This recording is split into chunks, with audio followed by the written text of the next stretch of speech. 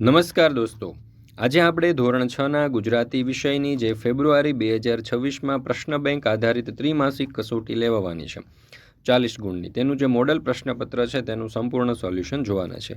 આ વિડીયો તમારા તમામ દોસ્તો મિત્રો જેઓ પણ ધોરણ 6ની અંદર અભ્યાસ કરતા હોય તેમને શેર કરજો, જેથી કરીને તેઓ આ ત્રિમાસિક કસોટીના પેપરનું સોલ્યુશન કરી અને ત્રિમાસિક કસોટીની અંદર સારામાં સારા ગુણ પ્રાપ્ત કરી શકે. ગુજરાતી પછી હવે તમારે કયા વિષયની ત્રિમાસિક કસોટીનું જે પ્રશ્નપત્ર છે 40 ગુણનું તે જોઈએ છે, જે તે કોમેન્ટની અંદર જણાવી દેજો, જેથી કરીને આપણે તે વિષયની ત્રિમાસિક કસોટીના સોલ્યુશનના પેપર અને તેના સોલ્યુશનના વિડીયો અને પીડીએફ બનાવી શકીએ.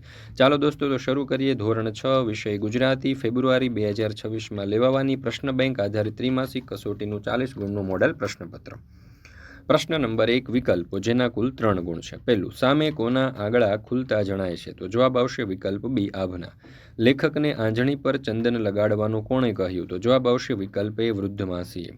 પર્યટન માટે કેટલા પૈસા જમા કરાવવાના હતા? તો જવાબ આવશે વિકલ્પ ડી, 2 રૂપિયા. પ્રશ્ન 2, કૌંસમાં આપેલા શબ્દમાંથી સાચો શબ્દ પસંદ કરી ખાલી જગ્યા પૂરો. એક પછી એક ખાલી જગ્યા પાંખડીઓ પાર કરતો અભિમન્યુ પદ્મ મધ્યે આવી પહોંચ્યો તો ચક્રાકાર. 12 જણા લઈ નીકળ્યો કરજો કાંક ખાલી જગ્યા તો વિવેક. કોઈનોય ખાલી જગ્યા નહીં ને ખેલવા મળે દન તો રંજાડ. પ્રશ્ન 3, નીચેના પ્રશ્નોના એક એક વાક્યમાં ઉત્તર લખો. એક સરખા સમોવડાને ક્યાં ભેટે છે? તો ત્રિભેટે. પદ્મવ્યૂહ ભેદવાની શક્તિ કોની કોની પાસે હતી? તો શ્રી કૃષ્ણ, અર્જુન, પ્રદ્યુમ્ન અને અભિમન્યુ. ગોળના વેપારી મુજબ આંજણી ઉપર ગોળનો ચપકો મારવાનો ઉપાય કેવો છે?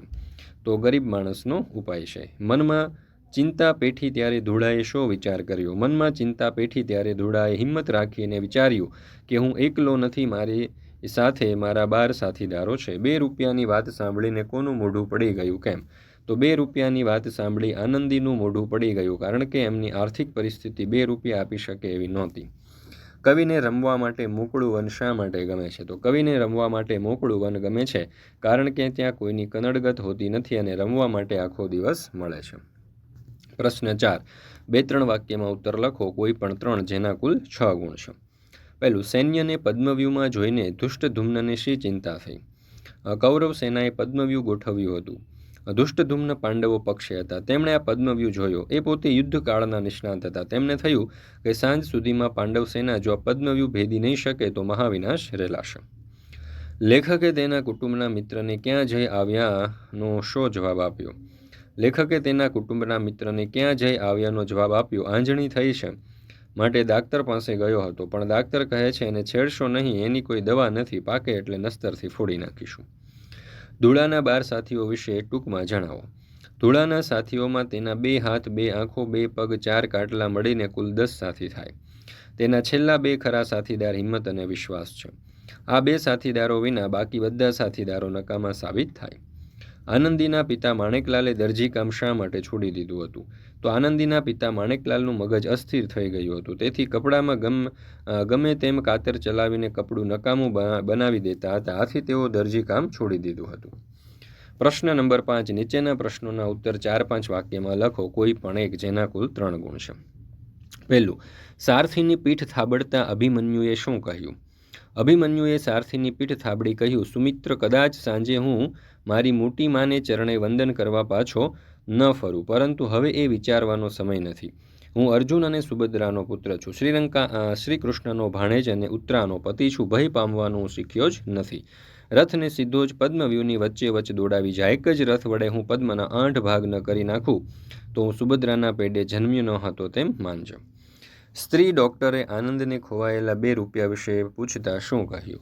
સ્ત્રી ડૉક્ટરે આનંદીને ખોવાયેલા 2 રૂપિયા વિશે પૂછતા કહ્યું, આનંદી પેલી મંગુબાઈ હમણાં આવીને કહેતી હતી કે એની 2 રૂપિયાની નોટ ખોવાઈ ગઈ છે. તને જડી છે આનંદી?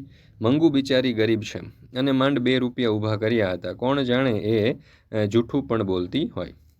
ત્યાર પછી છે પ્રશ્ન નંબર 6.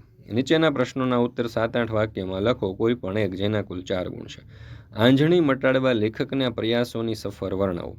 આંજણી થતાં લેખકે તે 2-4 દિવસમાં મટી જશે એમ માની કશો ઈલાજ ન કર્યો. દુખાવો વધારે થયો, દાક્તર પાસે ગયા. દાક્તરે એના ઉપર કશું ન લગાડવા કહ્યું અને નસ્તરથી ફોડી નાખવા કહ્યું.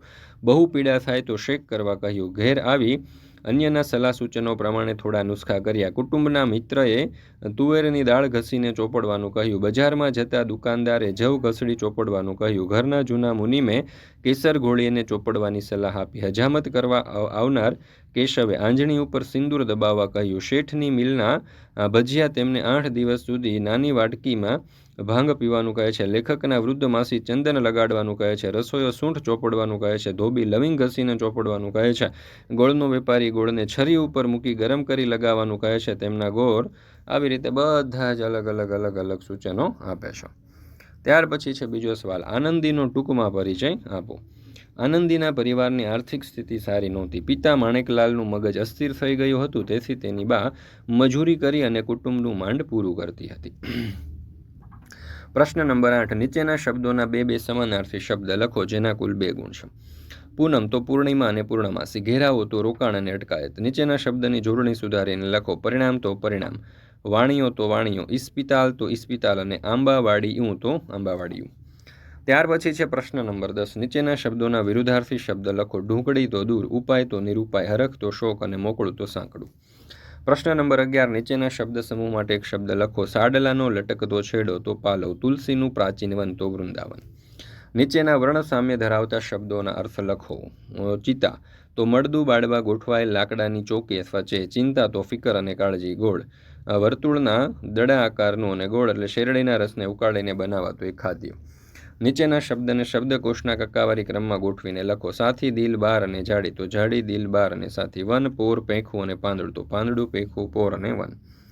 પ્રશ્ન નંબર 14, નીચેના રૂઢિપ્રયોગનો અર્થ આપી વાક્ય પ્રયોગ કરો.